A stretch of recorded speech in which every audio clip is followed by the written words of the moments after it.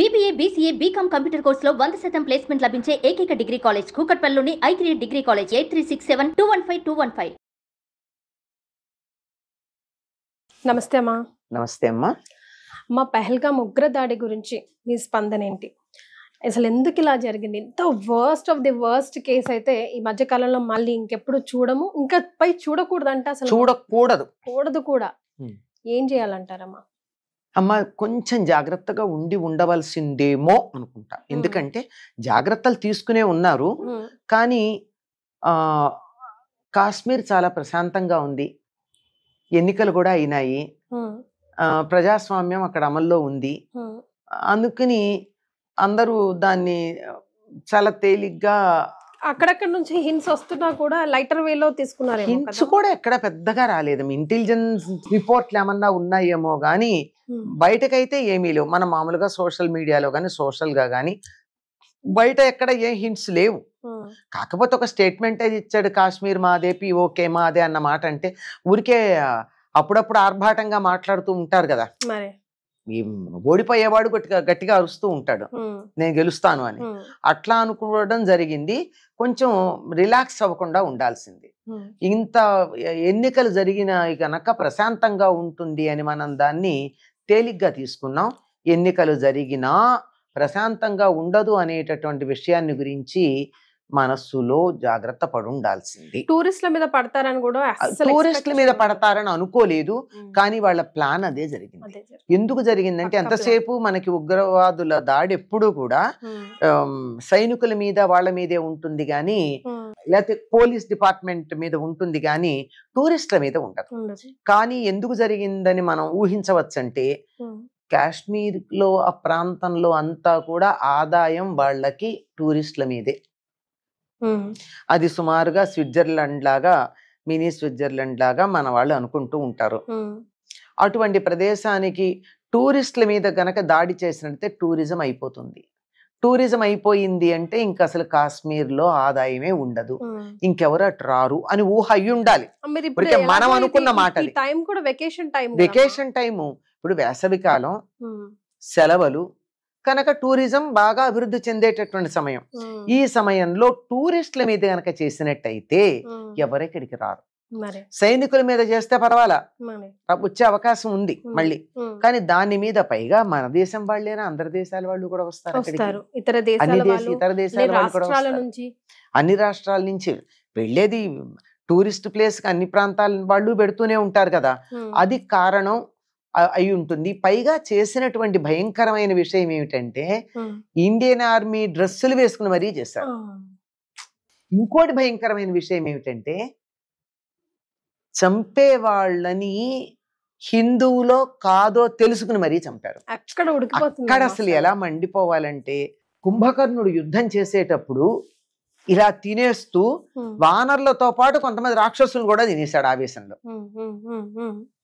అట్లా కాకుండా ప్రతివాణ్ణి విడదీసి చూసి చూసి చూసి చూసి తినడం అన్నది ఇంత భయంకరంగా, హిందువు అనేటటువంటి వాడు అవునా కాదా అని చూసి, అవునో కాదో తెలియ చెప్పే గుర్తుల కోసం వెతికి మరీ చంపాడంటే, ఉగ్రవాదులలో మత ప్రమేయం లేదు అని ఎవరన్నా అంటే గుడ్డి వాళ్ళు అనాలి వాళ్ళని. ముందు అసలు వాళ్ళని అనకూడదు, కానీ అలా అన్న వాళ్ళని అసలు ముందు ఏం చేయాలో అర్థం కావట్లేదు. ఇట్లాంటివి చూసి ఇంత భయంకరంగా ఉంటే, ఎప్పుడూ రకరకాల స్టేట్మెంట్లు ఇస్తూ ప్రభుత్వాన్ని మరొకదాన్ని నోటికొచ్చినట్టు విమర్శించేటటువంటి వాళ్ళందరూ ఏమైపోయారు? నోరుంది కదా అని నోరు పడేసుకునే వాళ్ళందరూ ఇప్పుడు వాళ్ళ నాలుకలు ఏమైపోయాయి? వాళ్ళ నోళ్ళు ఎందుకు కట్టుబడ్డాయి? ఏమి తీసుకుని నోరు మూసు కూర్చున్నారు. ఏదో ఒకటి ఎక్కడి నుంచో వాళ్ళకి వచ్చి నోరు మూసుకోమని చెప్పేటటువంటి కారణం ఏదో ఉండాలి కదా. ఒకప్పుడు నోరు విచ్చలవిడిగా నోరు పడేసుకోవడానికి ఏం తీసుకుని పడేసుకున్నారు, ఇప్పుడు ఏం తీసుకుని నోరు మూసు కూర్చున్నారు. ఇక్కడ నోరు పడేసుకున్న వాళ్ళని, నోరు మూసు కూర్చున్న వాళ్ళని అనడం కాదు, అది సెకండరీ చెప్పినా గాని. నిజానికి ఆత్మాభిమానం ఉన్నటువంటి వాళ్ళు ఎవరైనా తప్పనిసరిగా ప్రతిస్పందించవలసినటువంటి అవసరం ఉంది. ఇప్పుడు చిన్న పిల్లోడు కూడా స్పందిస్తున్నాడమ్మా. వాడు కూడా అసలు ఇలా ఎంత యాంటీగా మాట్లాడుతున్నారు. అంటే ఈ రోజుల్లో అంటే పిల్లలకి ఇన్ఫర్మేషన్ చాలా ఈజీ కదమ్మా దొరికేయడం. ఈవెన్ దే ఆర్ బాయిల్, వాళ్ళ బ్లడ్ కూడా బాయిల్. ఇప్పుడు మనం ఎంత కాలం ఇప్పుడు పిల్లలు మాత్రం ఇంకా వాళ్ళల్లో ఆ కల్మషం లేదు గనక తొందరగా మాట్లాడుతున్నారు. పెద్దవాళ్ళకన్నా పిల్లలు బాగా మాట్లాడుతున్నారు కదా. పెద్దవాళ్ళు ఎందుకు నోళ్ళు మూసు కూర్చున్నారు? కానీ ఈ సిచ్యువేషన్ చాలా ఉన్నాయి కారణాలు. ఒక్కొక్కటి మాట్లాడుతూ ఉన్నట్టయితే చాలా పెద్ద కాంట్రవర్సీకి వస్తుంది గనక కొన్ని విషయాలు మనం మాట్లాడడం. కానీ ఎన్ని విషయాల కారణంగా హిందువులందరూ నోరు మూసు కూర్చున్నారమ్మా. ప్రతి హిందువు స్పందించాల్సిన అవసరం ఉందా లేదా? హిందూ ఇప్పుడు ఎవరినైతే వాళ్ళు చేశారో, కల్మాన్ చదివితే చదివిన వాడినే ఊరుకుని మిగిలిన వాళ్ళని చంపాడు అంటే కల్మాన్ చదవని ఇతర మతస్థులు కూడా స్పందించాలా అక్కర్లేదా? అదే కదా, ఆలోచించండి. అది కూడా ఆలోచించాలి కదా. ఇప్పుడు వాడు హిందువే అనుకున్నాడు కానీ నాన్ హిందూస్ కూడా, నాన్ ముస్లిం అయినటువంటి వాళ్ళు కూడా కొంతమంది ఉండొచ్చు కదా.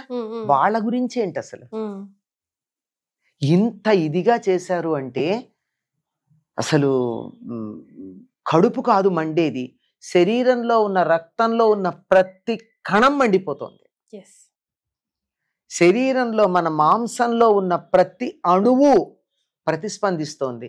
లేదు అంటే జీవోత్సవాల కింద లెక్క. ఎవరైతే స్పందించలేదో వారు జీవోత్సవాలేమో అని అనుకుంటాను నేను. అంటే ఇది ఇప్పుడు హిందువుల మీద జరిగిందనే కాదు, ఇది ఎవరి మీద జరిగినా మనం అలాగే అనుకుంటాం. ఇప్పుడు అదొక సంగతి మళ్ళీ గుర్తుపెట్టుకోండి. ఇదేదో హిందూ తీవ్రవాదం ఇలాంటి పదాలు చాలా చాలా గొప్పగా తయారయ్యాయి కదా జర్నలిజంలో, కొత్త పదాలు కాదు. ఇది ఒక బుద్ధిస్టుల మీద జరిగితే మనం స్పందించమా? స్పందిస్తాం. జైన్స్ మీద జరిగితే స్పందించమా? అసలు ఏ మనిషి మీద జరిగినా స్పందించాలి. కానీ ఇందులో ప్రత్యేకత గురించి ఎందుకు మాట్లాడుతున్నామంటే, వాడు అవునా కల్మాన్ చదివాడా లేదా అని అడిగి చంపాడే, దానికోసం ఈ మతం పేరు వాడాం గాని, లేకపోతే ఏ మనిషిని ఈ రకంగా చేసినా మనం బాధపడాల్సిందే. మన 19 కదా హిందూధనం అంటే ఆఖరికి వాళ్ళ జాతికి ఎవరికైనా ఎఫెక్ట్ అయినా కూడా మనం తప్పనిసరిగా అంటాం. ఇప్పుడు అందులో కూడా వాళ్ళల్లో ఎన్ని భేదాలు ఉన్నాయమ్మా. ఒకళ్ళనొకళ్ళు తిట్టుకున్న వాళ్ళు, చంపుకున్న వాళ్ళు లేరా? వాళ్ళ భేదాల్లోనే కొట్టుకున్నారు కదా. మనం హిందువుల గురించి మాట్లాడతారు కానీ మీకు ఇన్ని కులాలు ఉన్నాయి, ఇన్ని మతాలు ఉన్నాయి, ఇంతమంది దేవుళ్ళు ఉన్నారని. మరి అన్ని మతాలలోనూ అన్ని శాఖలు ఉన్నాయి. పేర్లు చెప్పుకొస్తే బాగుండదు. ఎన్ని శాఖలు ఉన్నాయి, ఒక్కొక్క మతంలో ఎన్ని శాఖలు ఉన్నాయి. వేరే వాడి జోలికి వెళ్లకుండా భారతదేశంలో పుట్టిన మతాల గురించి నేను చెప్తాను నేను. బౌద్ధం ఉంది, జైనం ఉంది, వీటిల్లో కూడా హీనయానం, మహాయానం లాంటి భేదాలు ఉన్నాయి కదా. శ్వేతాంబర్లు, దిగంబర్లు అని ఉన్నారు కదా, అంటే ప్రముఖంగా కనపడేవి. ఇవి కాక చాలా ఉన్నాయి కదా, అంటే ప్రముఖంగా చెప్పేవి ఇవే. ఇంకా అంతరాంతరాల్లో ఉండేటువంటి శాఖలు చాలా ఉన్నాయి కదా. అవేం కనపడవు, ఇక్కడేవో కనపడతాయి. ఎందుకంటే ఇక్కడ మనం మైక్రోస్కోప్ పెట్టి భూతద్దం పెట్టి ఇట్లా చూపిస్తున్నాం కనుక. భూతద్దాలు తీసేయండి, ఎవ్వరి గురించి ఎవరు మాట్లాడద్దు, ఎవరి సంప్రదాయం వాళ్ళు పాటించుకుంటారు. నీ సంప్రదాయం గురించి నువ్వు ఆలోచించుకో, నా సంప్రదాయం గురించి నేను ఆలోచించుకుంటా. నా పద్ధతి గురించి నేను పట్టించుకుంటా, నీ పద్ధతి గురించి నువ్వు పట్టించుకో, నేను అడగను అనేటటువంటి ఉదార భావం రావాలి. అది వచ్చే వరకు మతం కానీ, జాతి కానీ, కులం కానీ, ఏ రాష్ట్రం కానీ, లేదంటే రేస్ అంటారు, అంటే white race, black race, red, brown ఉన్నాయి, ఎల్లో, ఈ రేసెస్ కానీ వీటన్నింటినీ పక్కకు పెట్టి హ్యూమన్స్ అన్నది ఒక్కదాన్ని మనం తలుచుకోగలిగినట్టయితే అది లేకుండా పోయిందమ్మా. ఇది పిల్లలలో కనీసం ఇప్పుడన్నా మనం పెంపొందించేట్టుగా చేయగలిగితే రాబోయే తరాలన్నా బాగుంటారు. మామూలుగా అయితే అసలు క్షమిస్తాం మనం ఎప్పుడు, సహనం ఎక్కువ, క్షమ ఎక్కువ, ఓర్పు ఎక్కువ సనాతన ధర్మంలో. దీని విషయంలో నేను ఈసారి క్షమించం, మర్చిపోము అని ఆ మాట అన్నాక కొంతలో కొంత శాంతిగా, నిన్నటి నుంచి అంటే ఆ వార్త విన్నప్పటి నుంచి నిద్ర పట్టలేదు, తిండి సహించలేదమ్మా. చాలా బాధేస్తుంది. నేనే కాదు, ప్రపంచంలో ఎవ్వరికైనా అలాగే ఉండాలి, ఉంటుంది చాలా మందికి.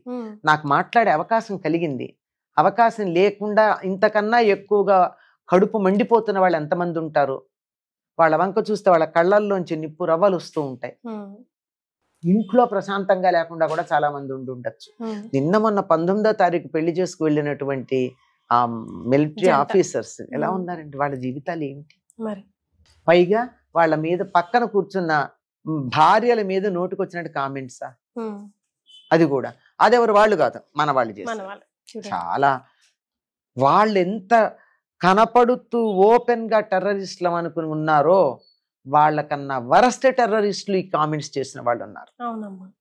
వాళ్ళు బయటపడ్డారు. కనీసం వాళ్ళు ఏదో ఒకటి మంచో చెడో దీన్ని కట్టుబడ్డామని చేశారు, చెడ్డదే. అంతకన్నా ముసుగేసుకుని ఇక్కడ అంతకన్నా దరిద్రంగా చేసేవాళ్ళు ఉన్నారే, వాళ్ళనేమనాలి? మరింత నీచులు, నీచాతి నీచులు. ఇంకా అసలు భాషలో పదాలే లేవు వాళ్ళని వర్ణించడానికి. మనిషి జాతిలోనే చెడబుట్టారు. అంతే, జంతువుతో కూడా పోల్చొద్దు, జంతువులకు నీతి ఉంది. అవును కదమ్మా.